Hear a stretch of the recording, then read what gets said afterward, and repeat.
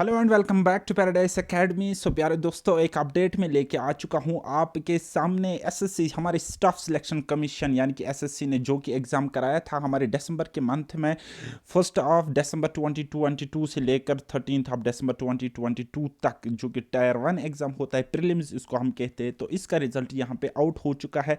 सीधा चलते हैं हमारे कट ऑफ पर, जो कि जनरल कैटेगरी की कट ऑफ आप यहाँ पे देख सकते हो। जनरल कैटेगरी मतलब ऐसे पोस्ट जिनके लिए सारे के सारे बच्चे एलिजिबल होते हैं, चाहे वो कॉमर्स हो, आर्ट्स हो, साइंस हो, किसी भी बैकग्राउंड से हो, वो एलिजिबल होते हैं। मिनिमम क्वालिफिकेशन ग्रेजुएशन होती है और कुछ भी नहीं होता है, चाहे आपके कितने भी मार्क्स हो ग्रेजुएशन में, वो इसका एलिजिबिलिटी क्राइटेरिया रहता है। तो बात करेंगे नॉर्मलाइज्ड कट ऑफ की, तो आफ्टर नॉर्मलाइजेशन ये कट ऑफ आ चुकी है फॉर जनरल कैटेगरी यानी कि अनरिजर्व्ड कैटेगरी के लिए 114, या लमसम के हिसाब से अब आप रास स्कोर मान सकते हो 100 कट ऑफ हो चुका है आउट ऑफ 200। तो this is normalised cut off 114 जो कि आपको दिख रहा है, एंड रॉ स्कोर लगभग इतना ही हो चुका है। जिसको 100 प्लस थे तो उसको यहाँ पे यूआर कैटेगरी में कट ऑफ क्लियर हो चुका है, टायर 1 का, एसएससी सीजीएल का, राइट। तो अब आप बाकी कैटेगरीज का भी देख सकते हो कि ओबीसी का भी सेम ही कट ऑफ हो चुका है, लेकिन इतनी कट ऑफ कम सिर्फ और सिर्फ इसलिए हुई है, ये इसका मतलब ये हरगिज़ नहीं है कि पेपर का लेवल डिफिकल्ट था या कुछ था या और कुछ था या नॉर्मलाइजेशन फैक्टर है, कुछ भी नहीं है। एज इट इज एग्ज़ाम वैसा ही था जैसा होता है हर साल। लेकिन मसला ये था कि यूजुअली एसएससी निकालता था यहाँ पे 7 से 8 हज़ार जॉब्स हर साल। तो इस बार इन्होंने क्या काम किया है, 37,000 प्लस वैकेंसीज आ चुकी है।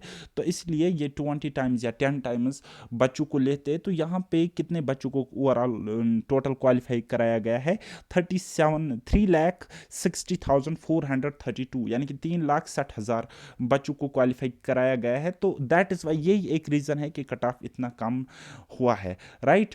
तो जो कट ऑफ 120 से 130 के दरमियान में जाता था, वही कट ऑफ अब आपको देखने को मिल रहा है कि 114। तो मैं ऐसा क्यों कह रहा हूँ, क्योंकि इलेक्शन आने वाला है, ठीक है। तो इस बार भी जो आपको एसएससी सीजीएल की नोटिफिकेशन अप्रैल मार्च में दिखेगी, तो उसमें भी वैकेंसीज लगभग 40,000 के आसपास होंगी।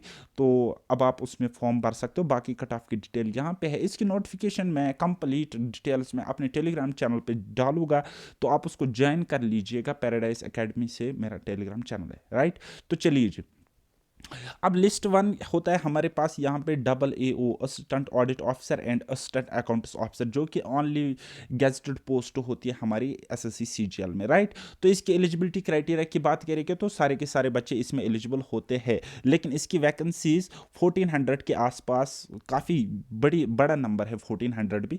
तो ये टोटल वैकेंसीज आ चुकी थी 1400। तो इसकी कट ऑफ क्या हुई है, यूआर कैटेगरी के लिए 158 एंड ओबीसी कैटेगरी के लिए 152, ईडब्ल्यूएस कैटेगरी के लिए 154 एंड एससी एसटी के लिए अब आप यहाँ पे देख सकते हो, राइट। तो this is normalised cut off, यानी कि नॉर्मलाइजेशन के बाद। और आपको पता होगा कि ऑन एन एवरेज 10 से 15 नंबर तो नॉर्मलाइजेशन के बाद मिनिमम तो बढ़ते ही बढ़ते हैं। तो रॉ स्कोर की अगर हम बात करेंगे तो यहाँ पे 145 कट ऑफ जा चुका है 200 में से, जो कि कोई भी बड़ी मुश्किल बात नहीं है लाना, राइट।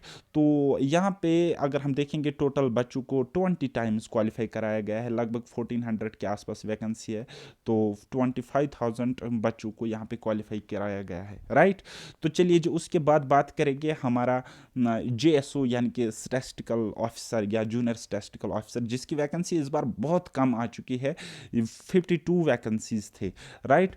तो इसकी कट ऑफ गई है ओबीसी में 167, क्योंकि यूआर जो अनरिजर्व्ड कैटेगरी है वहाँ पे कोई पोस्ट था नहीं, कोई सीट थी नहीं यूआर के लिए। तो 20 टाइम्स यहाँ पर भी बच्चों को लिया गया है। तो इसकी कट ऑफ अब आप यहाँ पे देख सकते हो, राइट। तो लेकिन इस पोस्ट की एक खासियत ये है, इस सीट की एक ये खासियत है क्योंकि इसका एलिजिबिलिटी क्राइटेरिया थोड़ा सा डिफरेंट है।